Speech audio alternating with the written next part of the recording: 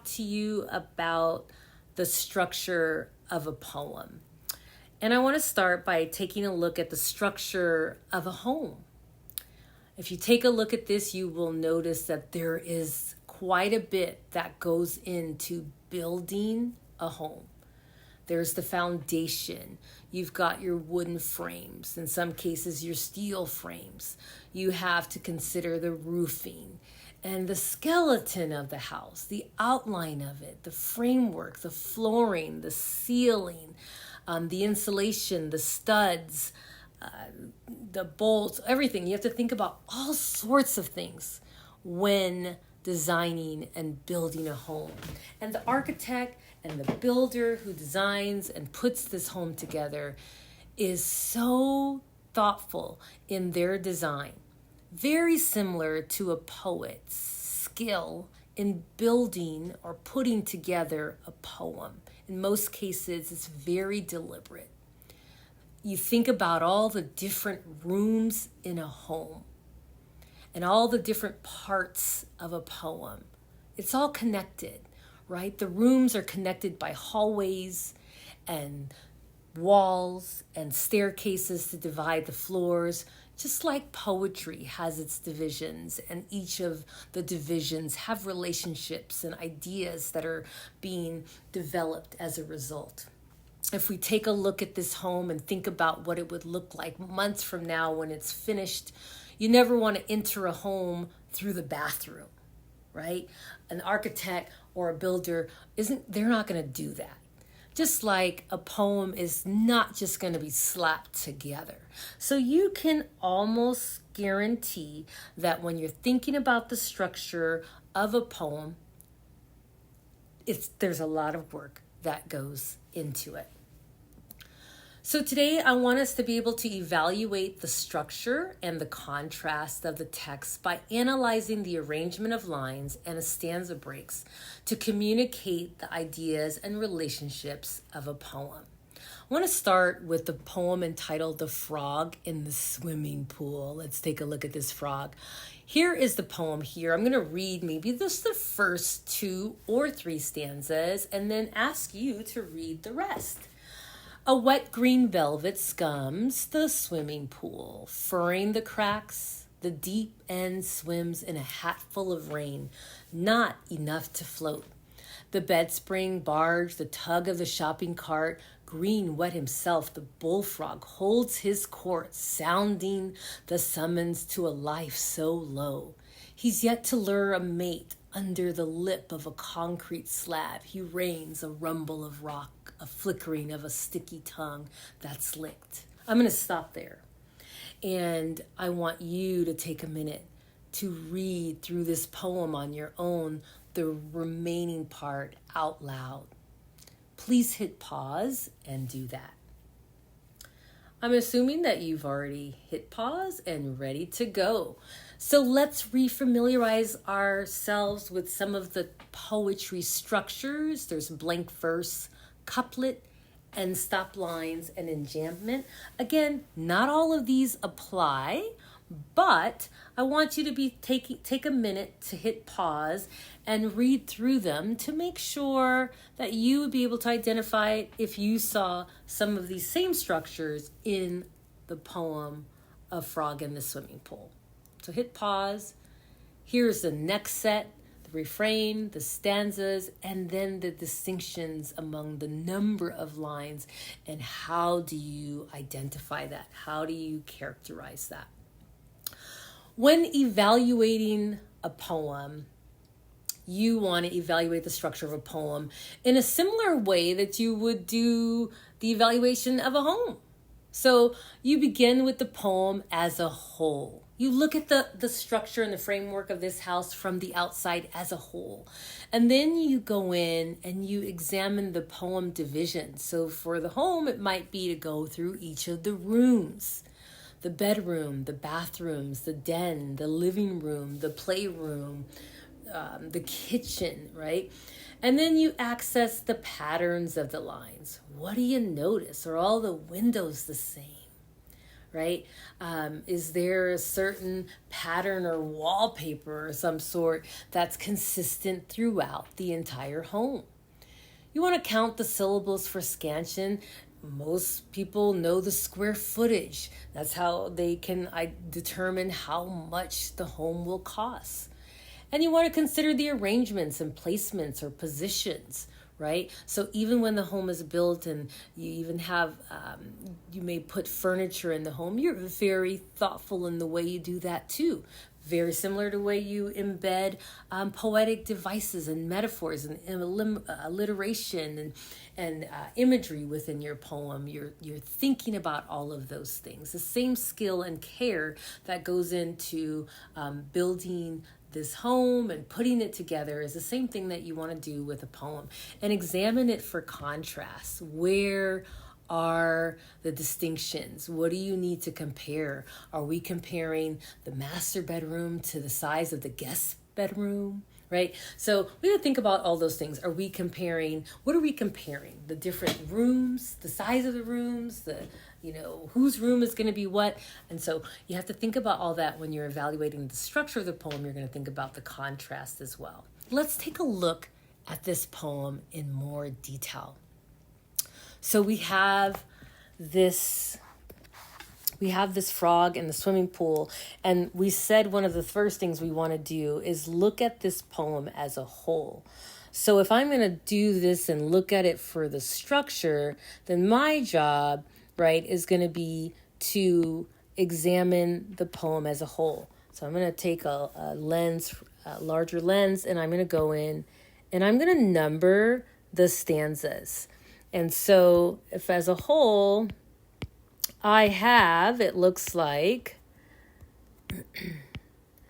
I have 9 stanzas, right? So I'm going to use that language if I'm having to do a written response for the poem, 9 stanzas. Now I can look at the poem per stanza. I going in and I notice, interesting, oh, this one has 3. So I have this tercet, right?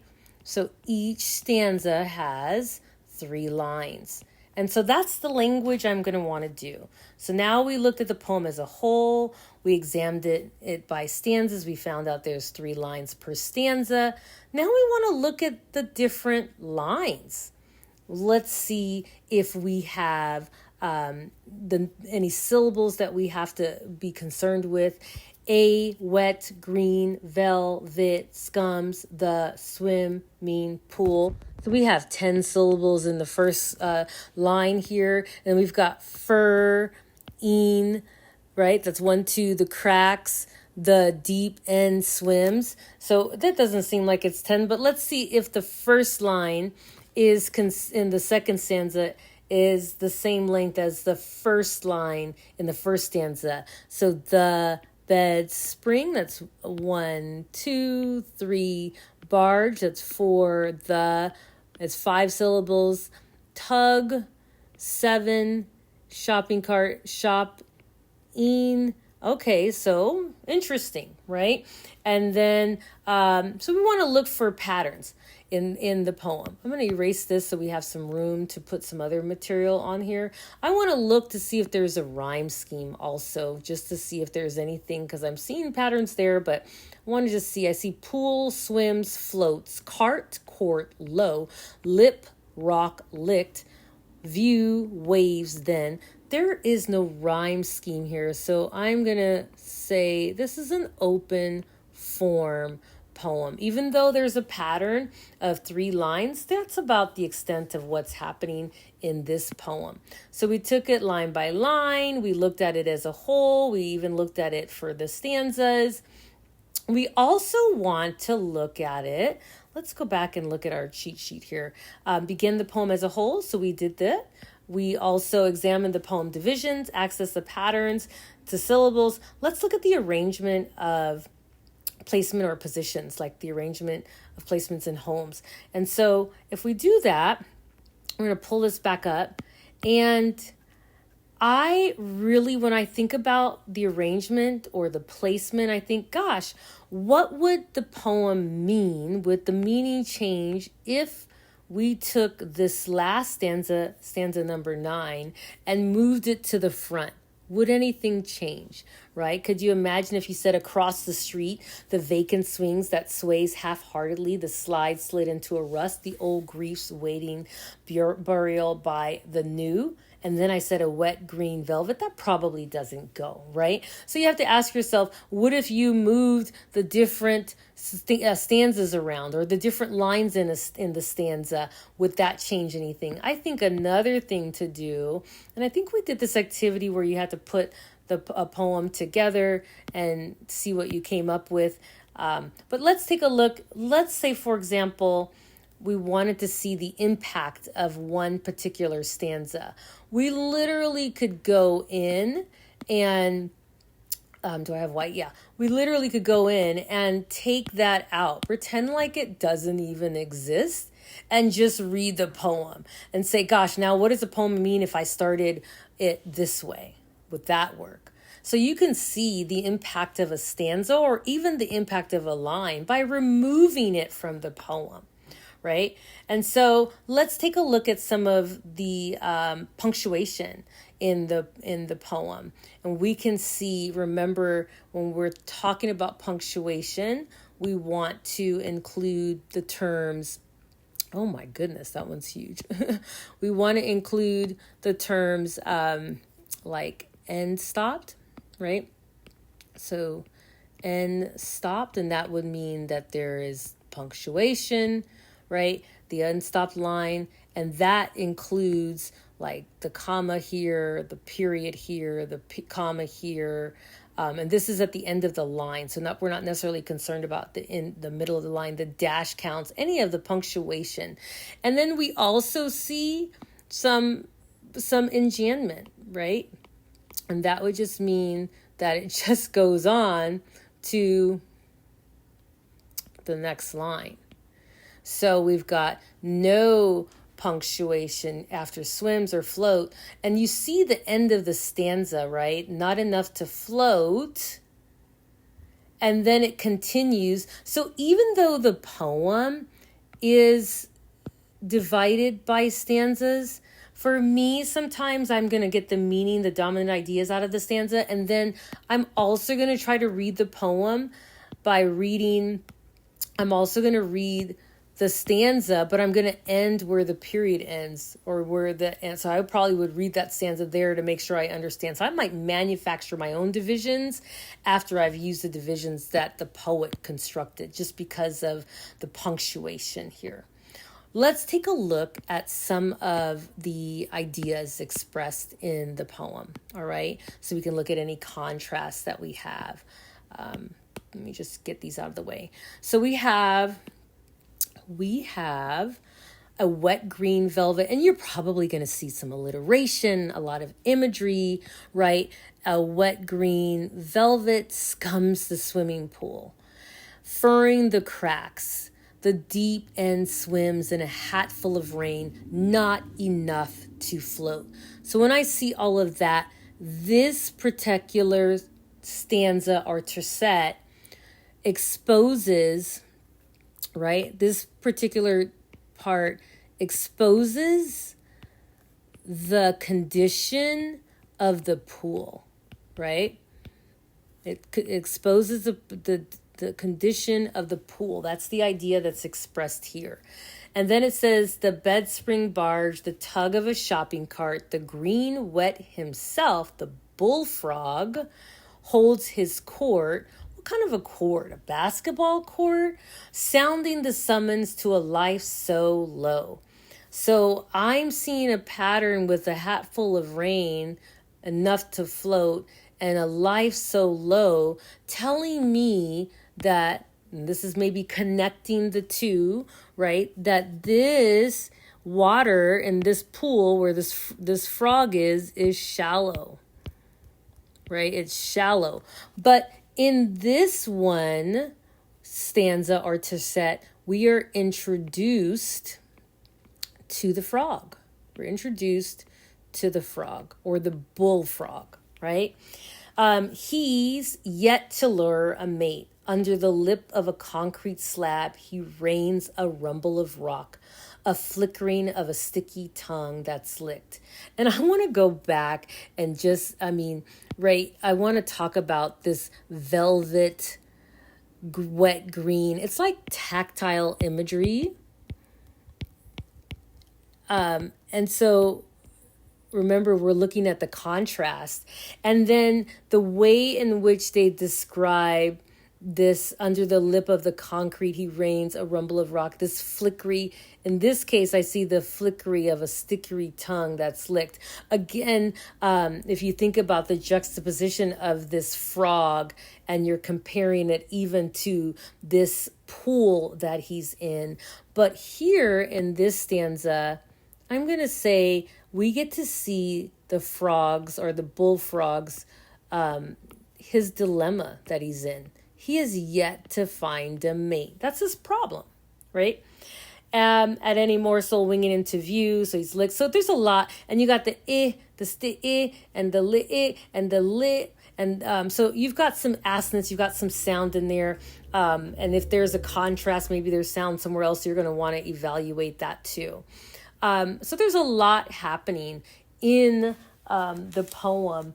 You want to think about the arrangement. We talked about the arrangement and the lines of the stanza, but the contrast, it could be there's a contrast in focus. We go from the pool to this frog to his dilemma. Now there's so much more in the poem, and I don't want to talk about all of it because I want to reserve that for a discussion, but you'll see references to the mockingbird. There's an allusion in one of the lines, even a poem that we've talked about, or some of you may have had as a selected poem.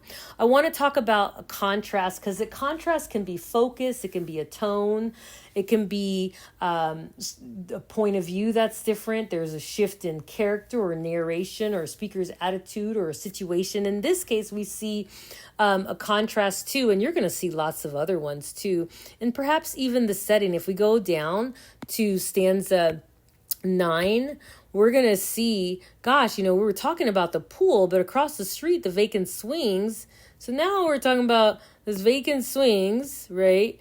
Half-heartedly, the slides slid into rust, the old griefs. Okay, so now we're somewhere else. So for me, when I look at this, I'm going to say, they were talking about this pool, but now we're talking about this, maybe it's a park, it's a swing, and it's a slide, right? The pool versus the swing and the slide.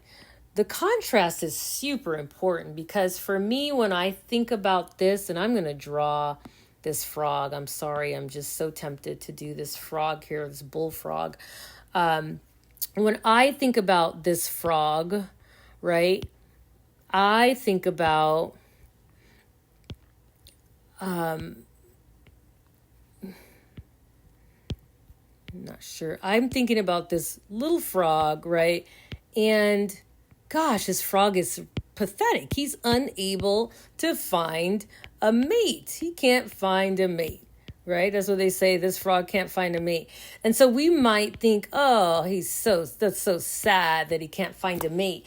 What's wrong with this frog? But then if we look at the poem, we say, I don't know if it's the frog or the pool, because it's telling me here in these stanzas, at least in the initial stanzas, that I thought it was a basketball court, but this frog, he rains the rumble of a rock. I'm beginning to think, man, I don't know. I want to put, and this could be a stretch, but I'm going to put a crown on this frog. He's getting the crown because he holds his court, right? It says it here, he holds his court. He rains the rumble of the rock. This is a bad frog, right? This frog has got it going on, but he can't find a mate. So if we juxtapose this frog, this slimy green frog who's also wet, to this disgusting pool, this wet green velvet scums, I feel like you've got this pool and you've got this frog,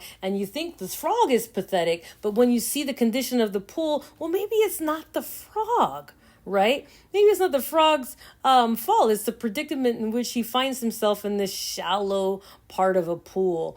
So I don't know. There's different ways in which you could look at that, but think about all the ways in which you can make comparisons about this poem. You've got the setting, you have the frog in the pool. So you want to go through and you want to go in and finish this on your own, but you want to go in and say, okay, what's happening in this poem?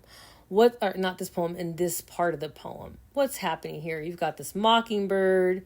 Is it like a To Kill a Mockingbird? You've got this allusion in here where it goes down and it says, how do I love him? Let me add the weight. Or in the stanza before this, how would he love her? Let me count the waves. What waves in this pool? There's no waves in this shallow pool, right? So there's a lot of things to think about. There's a lot happening. So we talked about the structure of a poem, similar to the structure of a home. There's a lot that goes into it. The number of stanzas, the number of lines per stanza. If it's not divided by stanzas, then you want to think perhaps of the rhyme scheme and are the ideas communicated through the patterns there.